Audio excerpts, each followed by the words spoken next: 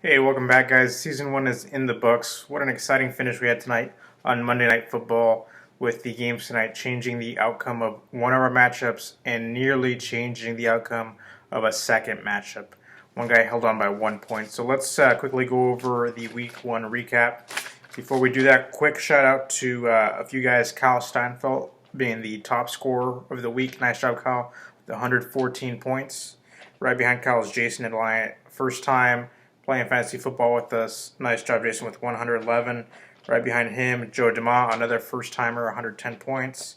And right behind him, Lucas Matson with 109 points. So great job, guys. Getting 100 points in this league kind of means something, because with 16 teams, all the teams are spread out pretty thin. All these lineups kind of suck. They're all watered down. So to still be able to score 100 points is pretty good. And I'm going to give myself honorable mention for getting 99 points. So let's go over the matchups. In the first matchup, I destroyed Emilio, so I'm off to a 1-0 start. Check this out. Emilio had 5 guys on his bench scored double digits. In fact, Emilio's bench scored 74 points, while his starters scored 73 points. Hey, Emilio, do you hear this? That's the sound of you getting fined $10 because your bench outscored your starters.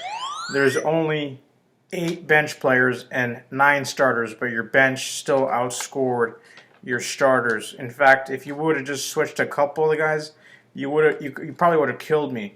You had Julio Jones you had James Jones on the bench, who scored 17 points, but you started Golden Tate instead, who scored 2 points, and you also had Stevie Johnson on the bench, who scored 14 points, but instead you started Nelson Aguilar, who put up a goose egg. So, Emilio, you are fined $10 for having your bench outscore your starters.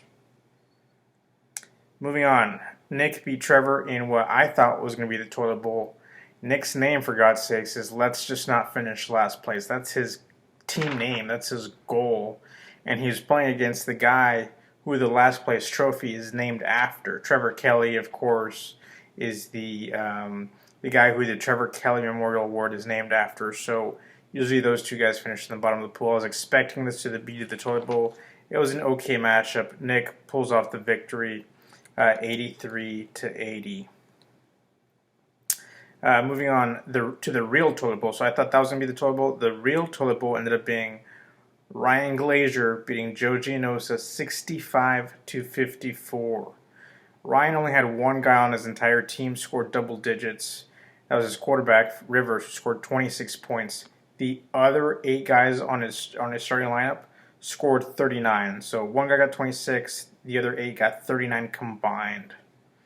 As a matter of fact, Joe and Ryan combined scored just 5 points more than Kyle, the leading scorer, scored by himself this week. So that is pretty bad.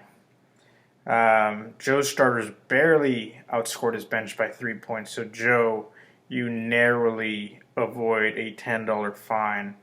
If you, in fact, would have started Alex Smith over Peyton Manning, you would have killed Ryan. You would have beat Ryan by 20 points. Alex Smith, man, who would have thought that? And Joe, if the season ended today, you would be the guy tied with the worst record and having the lowest scored points.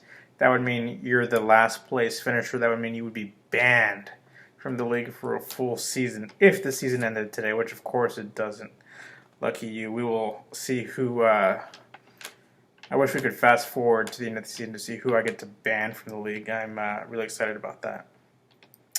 Next matchup, battle of 2 newcomers. Jason Eliant crushes Dustin Forthu in 111-66.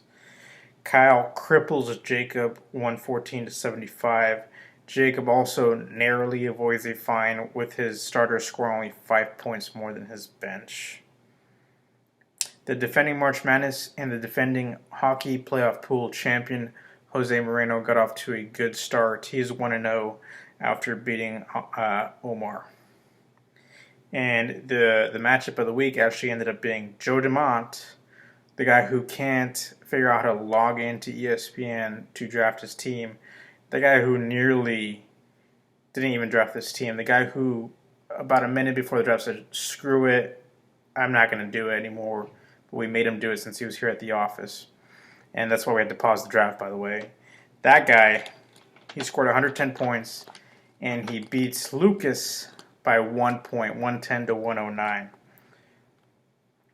After yesterday's games, I'm pretty sure Joe thought he had already clinched the victory, being that he was up by so much. But Lucas's players, I think, went out for 36 points. Yeah, they overachieved. They overachieved for 36 points in tonight's Monday Night Football game. If they would have just scored one more point, they would have tied. If they would have scored 2 more points, he would have won, obviously. So all that for nothing. I mean, what a tease. They scored 36 points tonight, give Joe a sweat, but only to have you lose by 1 point. So that sucks. Speaking of sucking, that's Lucas's 7th straight loss in fantasy football in our league, dating back to last year. As many of you recall, last year Lucas started 6-0, lost his last 6 games, and is now 0-1. So he's lost 7 in a row. And in the last matchup, this is the matchup that was affected by the Monday night game. Jameson was down at 26 points going into tonight's games. He only had 1 player left. I am 100% positive Michelle had already chalked this up as a win. Probably already told all his friends, oh, I lost in this league, won in this league, won in this league, and won in FFL347. No doubt he had already counted this as a win. He was up by 26 points, and he only had to fade Carlos Hyde, who I think was projected to score, less than 10. But he goes out for 29 points, and Jameson wins by 3. So Jameson is 1-0. Michelle, your bench only scored 11 points. That's pretty scary. That's pretty bad. Because if your starters get hurt, you're not going to have too many guys to replace. But again, it's week 1. Lots of things will happen. And speaking of guys who will be replacing players, the waiver wire is now open. Don't forget, it is a $1 transaction fee to pick up a player, and also a $1 transaction fee to drop a player. $5 per player if you do a trade. I've heard that some of you are already sending and offering horrendous trades. Don't make a habit of that, because that is a finable offense. And of course, all the scores we just went over are unofficial. ESPN has this bad habit of adjusting scores, on Tuesday or Wednesday, even Thursday, after people have already, celebrated their victory. I think 2 years ago, Emilio's win was turned into a loss after ESPN adjusted a missed field goal into a blocked field goal, which gave his opponent 2 extra points, which gave Emilio the loss. And I think last year, ESPN did a stat correction on Omar's matchup, giving, I think, the other guy an extra point for a sack, extra 2 points, which gave Omar the loss as well. So it's definitely happened the last 2 years, and it'll probably happen again this year. So if you only won by, one or 2 points, don't get too happy, because you really never know what's going to happen. But it's a once a year kind of thing, so you're probably fine. So again, waiver wire is now open. Happy pickings to all of you.